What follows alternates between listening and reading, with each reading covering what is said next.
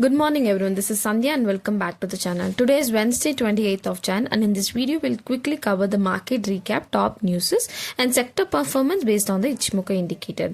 Let's begin with the Asian Paints which has just announced its Q3 results and the numbers came in mixed. The company reported a net profit around 1060 crore, down nearly 5% year on year, mainly due to one-time costs. Revenue grew by about 4% to 8,867 crore, but this was slightly below Bloomberg estimates. On the positive side, operating performance remained strong, EBITDA and margins beat expectations, and decorative paint volumes grew close to 8%. However, this miss on profit numbers weighted on investor sentiment and the stock reacted negatively post-results. Overall, operational performance was decent, but earnings and market reaction were somewhat disappointing. To the top news, India and the European Union have finalized a landmark free trade agreement covering over 90% of trade between the two regions. Under this deal, almost 96% of India tariff lines and over 9% of EU tariff lines will be eliminated, opening access to market of nearly 2 billion consumers with bilateral trade currently valued at around $136 billion. Pharmaceutical tariffs of around 11% will be cut to zero, boosting India's generic drug exports, and in chemicals 97.5% of products will attract zero tariffs, while medical device duties will fall from 27.5% to zero. Auto duties will be reduced gradually under a quota system, and the service sector will benefit from greater professional mobility and recognition of qualifications. Overall, this FTA is strong long-term positive for exports and manufacturing, also economic growth. Coming to the market recap, Nifty opened with gap up and ended the session on positive note, closing above 25,150 level, up by around 0.51%. On the downside, 24,950, 25,000 and 24,890 will act as a key support zone. As long as the index trades above these levels, the pullback formation is likely to continue. On the upside, 25,350 and 25,500 are the immediate resistance levels.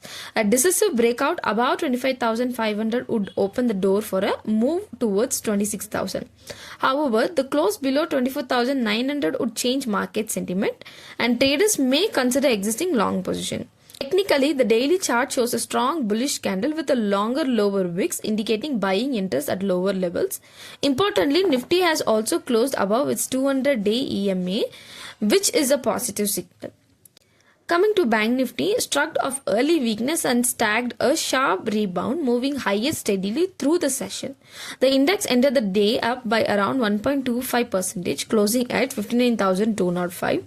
It found strong support near its 100 EMA, making this level crucial for any potential pullback. On the upside, immediate resistance is placed at 59,285 to 59,360 zone, which also coincides with 20-day EMA, making it an important supply area. A sustained move above this zone would trigger a pullback rally towards 59,700, followed by the physiological 60,000 level. On the downside, 58,630, 58,130 and 57,930 are expected to act as a strong support zones. Now let's look at the institutional activity.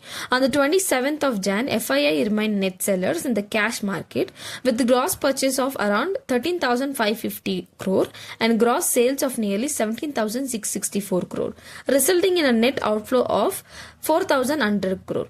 In contrast, DII continued to support the market, recording a gross purchase of around 18,259 crore and sales of 14,156 crore, leading to a net inflow of over 4,100 crore. Looking at the month-to data, FII have been consistent sellers in January with net outflows of over 40,700 crore, while DII have observed this selling pressure with net inflows of nearly 54,800 crore, helping the stabilized market. Sector-wise, metal and PSU bank stocks outperformed today. Metals gained on improving global cues, firm commodity prices and short covering for recent corrections.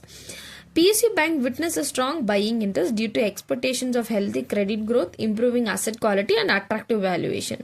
On the flip side, pharma stocks saw profit booking amid concerns over US pricing pressure.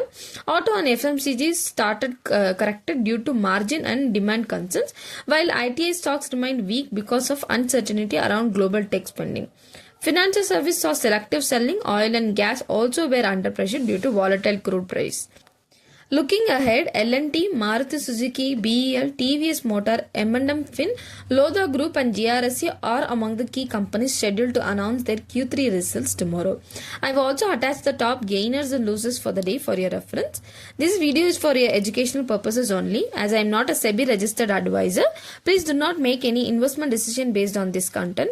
If you found this video useful, do subscribe to the channel and leave a comment. It motivates me to do more research and bring better content for you. See you in the next video. Bye.